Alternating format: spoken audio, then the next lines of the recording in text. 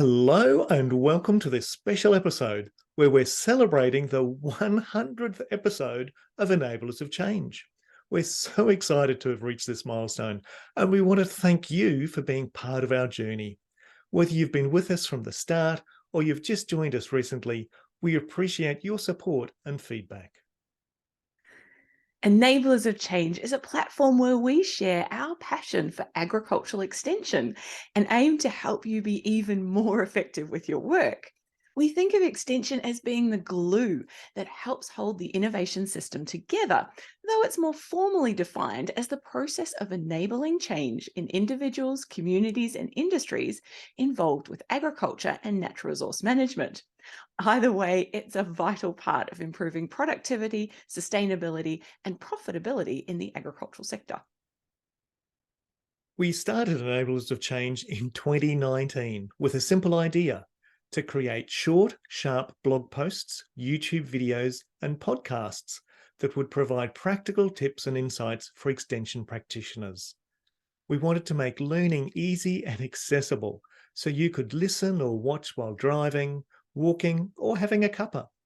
We launched our initiative at the APEN conference in Darwin on the 13th of September 2019. I remember that day well, but what do you remember of that day, Denise? Well, John, it was exciting to be able to launch at the conference. I remember that we had wanted to get everything perfect, but we decided we just needed to start and improve as we went. I think we were both a bit nervous about putting ourselves out there with this, but we also hadn't found anything like this and found it was a gap that needed filling. And we thought we'd learn just as much as anyone listening or watching. That's true, Denise, and I too was nervous, but remember the warm, encouraging audience who came along to hear our presentation. Since then, we've covered a wide range of topics, such as save your project from failing by using a pre-mortem, flip your learning and achieve greater impact, and creating enduring change using peer-to-peer learning. And there have been some very targeted practical tips as well, John, such as how to build a sticky wall, designing a decent survey, and cheap but effective name tags. That sticky wall one was good, Denise. We also have some fairly impressive numbers. For example, we have over 1,500 subscribers across our blog, YouTube channel, and podcast platforms. And we've received almost 200,000 views of our YouTube videos and almost 5,000 downloads of our podcasts. As testament to our international profile, over 500 people from dozens of countries around the world have subscribed to receive our e-bulletins. We've plotted where they all come from on a world map. And Denise, it's just wonderful to see the spread of them across the globe. That's pretty amazing, John. And Google tells us that the most asked question that lands people at our website is what are the 6 adult learning principles, with over 23,000 views since we started in 2019. The next most popular request: how to stop post-it notes curling and falling off, which single-handedly brought around 20,000 views. Who would have thought that? Yeah, I find that rather amusing, Denise, as at the time I wondered whether it was even worth recording. Our short videos on YouTube have received almost 200,000 views, and viewers have watched over 17,000 hours of our content.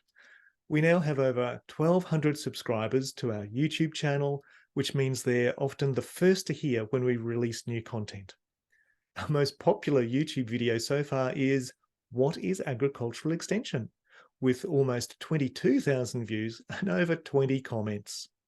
Following closely behind is "What are the 6 adult learning principles?", with almost 20,000 views and about 30 comments. It's just amazing, Denise. It sure is, John. One of the things I like best is the amount of engagement we've had with our blog posts. There are now over 700 comments from over 300 people around the world. This helps us stay informed about the latest thinking and contemporary approaches being used across Australia, New Zealand, and beyond. We've always said we wanted this to be a two-way conversation, so we're delighted that it is the case. We're thrilled with these numbers, and we're really grateful for your encouragement and interaction interaction. We love hearing from you, whether it's through comments, emails, surveys, or reviews.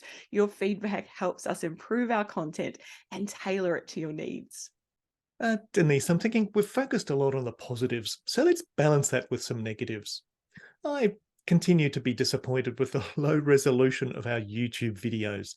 Not that we've received any negative feedback from the viewers, though.